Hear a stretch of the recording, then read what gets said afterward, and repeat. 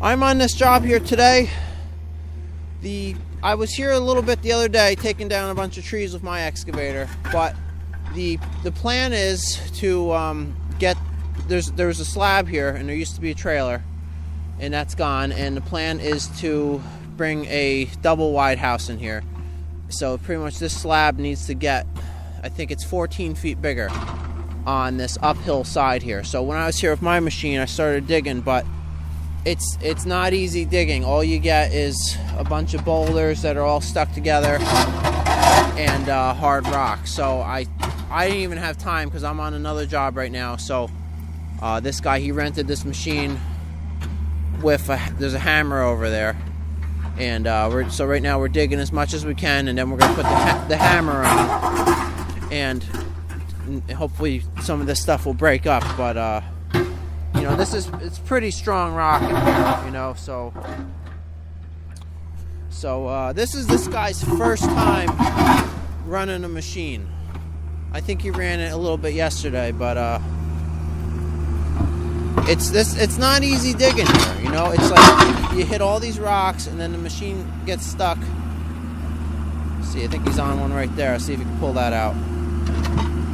There he goes.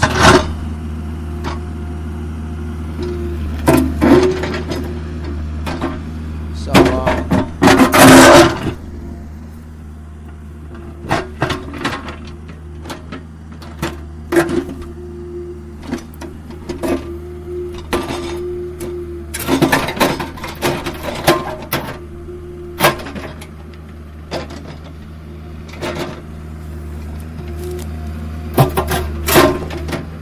he's doing an alright job operating the thing. It's just this is a frustrating spot to dig. You know, you're kind of prying these boulders off of each other, and you know, then they're stuck in. I mean, you're getting nice. I pulled a few rocks out of here that were like nice, perfect squares. You know, so if you wanted to build something cool like a retaining wall or stairs or, you know, a bunch of things, you got them. Okay, and also while I'm here, there's some trees we wanted to do. So this tree here, we want to get this down. It's a big dead ash tree, and it's leaning pretty heavily towards these power lines. So, you know, that's not exactly an easy job getting that down safely. But I think we'll be able to use that machine, and I got a long cable, and we'll pull it from way up on top of that hill while someone cuts it. But let's get some of this dirt taken care of now.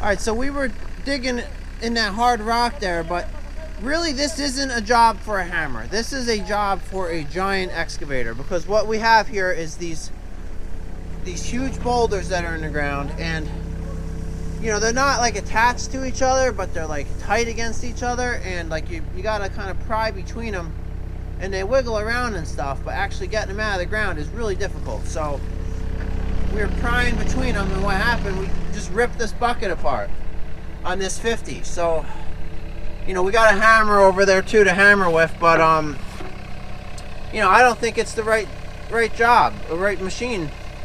You know, really we need like a huge excavator here, like a 150 or something enormous that can just pull these rocks out of the ground. So, you know, I don't even know if this bucket was maybe already cracked the way. Look at how just the bottom of the, you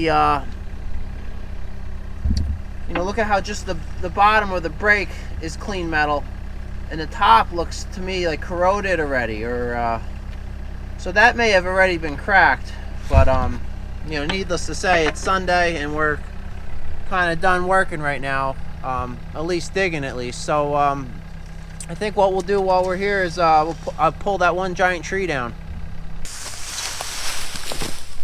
Alright, so we're going to pull this big tree down.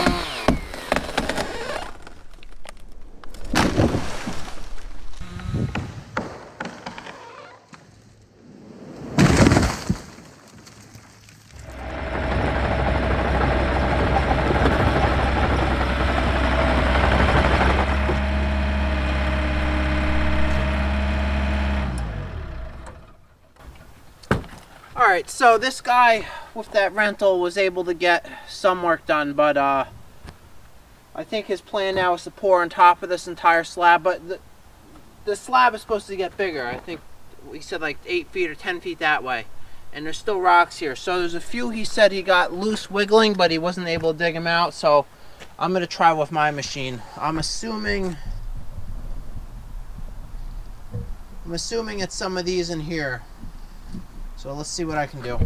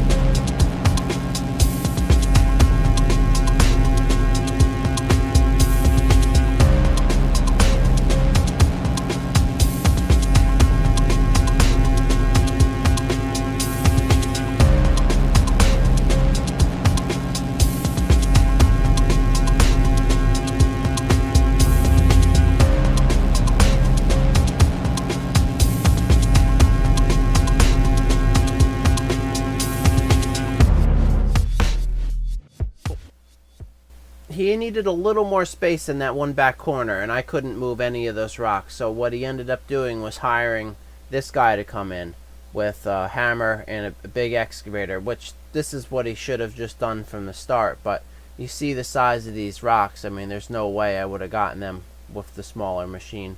And the price he got from these guys was actually really good. I think he said he paid these guys $2,000 to be there a short day to take care of that. But you know, that wasn't a bad price at all, I didn't think. So that I wish I was there filming this day, because that probably would have been interesting. But this is the photo he sent me. It's been a couple weeks since I was here, and they finally got this concrete slab poured. So now they're ready to put the double wide trailer on this. I guess he probably could have used a little help finishing this concrete, because it's, I know everyone always gives me a hard time on YouTube how I finish them. I don't know, mine usually look a lot better than this one, but for what he's doing with it, this will be fine.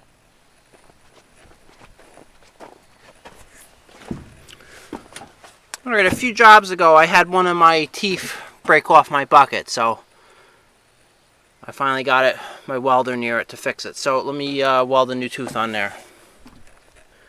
Alright, so I've got a new tooth right here to go on here, but usually when I put these teeth on, they're supposed to be held on with like a pin that goes in this hole right here, but I've never had luck with those. Usually every time I use them, the teeth are missing pretty quick, so what I always do is just weld the teeth on and then they stay.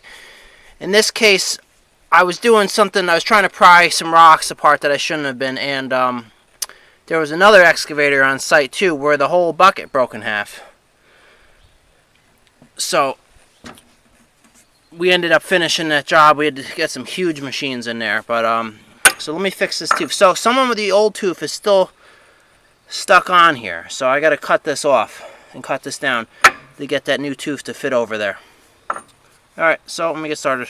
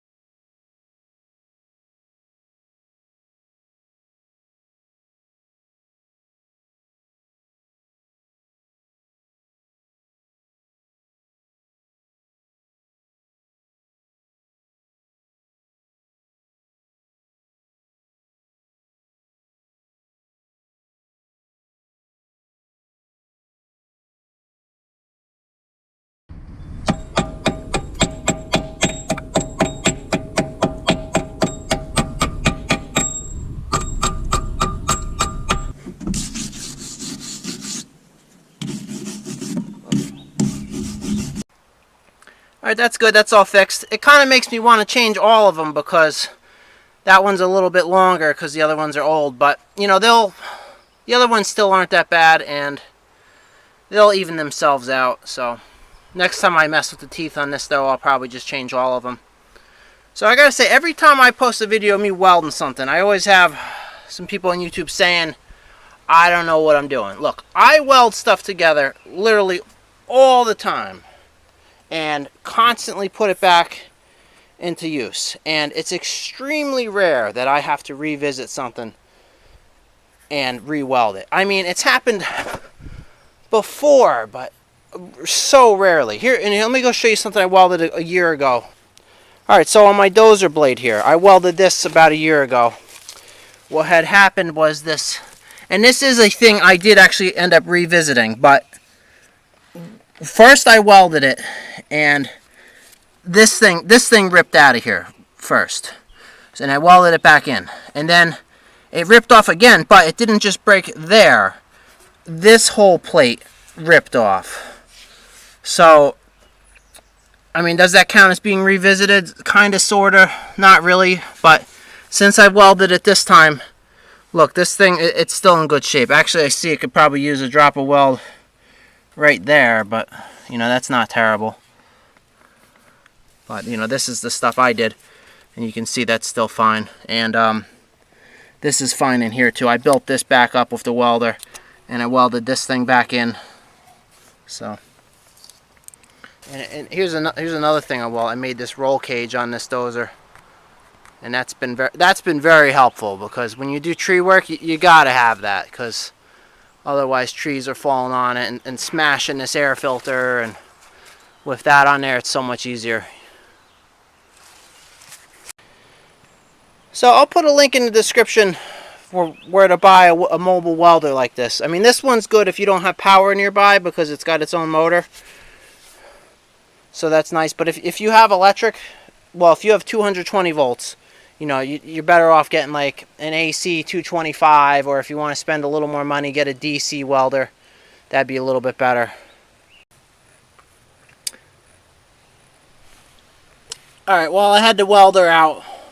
Figured it made sense to just weld that, so. Alright, I'm back here today. It's been a couple months since I've been here, and they got the house is now set on the slab, so that's good, and it's got electric. And what I'm here to do is get water to this house. So the water line that was here was bad, and there is a well, so my goal is to dig a trench from the well that's right in front of my machine there up to the house.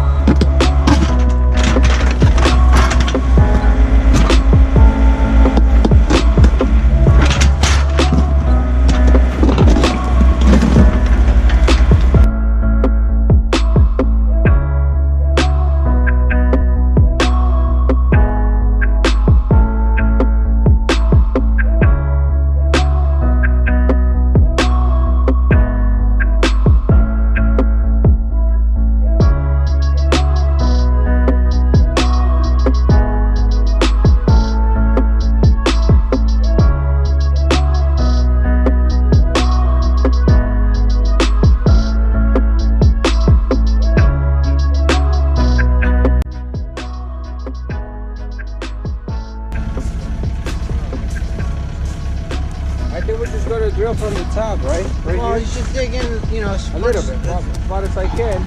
Dig in as far as you can here, and then, I mean, as long as you make it in a few feet and drill down, and then maybe throw a little insulation and heat tape, you should never have an issue. Okay. All right, cool. I'm gonna keep working this way.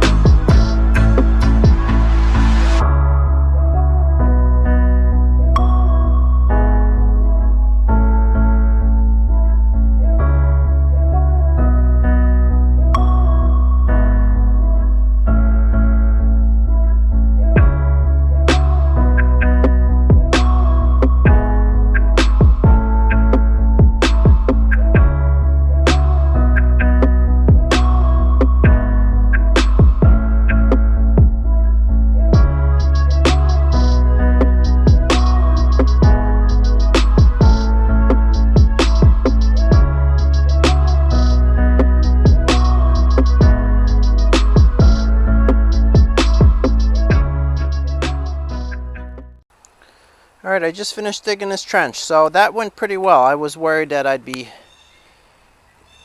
hitting rock that I couldn't dig through. I did pull quite a few big boulders out of the ground, but luckily, you know, they weren't all keyed into each other like they were up on the hill here. So I was able to get the required 4 feet pretty much everywhere. So,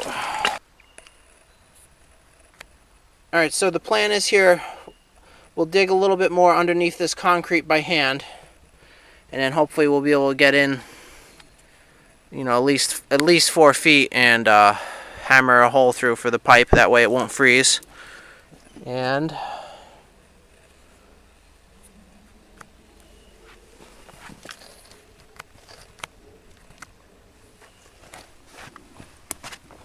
so there was a little bit of a rock right here, but you know, I could probably get that out if I dug a hole all around the whole thing. But you know, the trench, it's still 3.5 plus feet deep there, so that'll be fine. I've seen water pipes much less than 4 feet in places, and the people say they don't freeze. So